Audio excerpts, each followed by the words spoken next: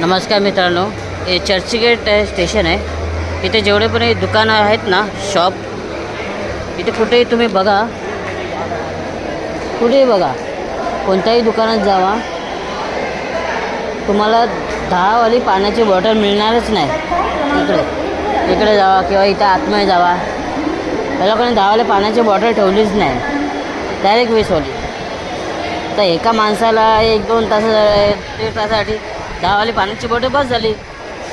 20 वाली बॉटल घेऊन काय करणार? ती का थंड राहणार आहे 1 तास? इथे आतमधले स्टोअर जे आहेत ना, हां, तिकडे कुठं पण तुम्ही विचारा, इकडे विचारा, तिकडे विचारा, शेवटच्या आहे तिकडे विचारा, या दुकानात पण विचारलं मी, डायरेक्ट 20 वाली बॉटल. 10 वाली पाण्याची बॉटल आहेच नाही.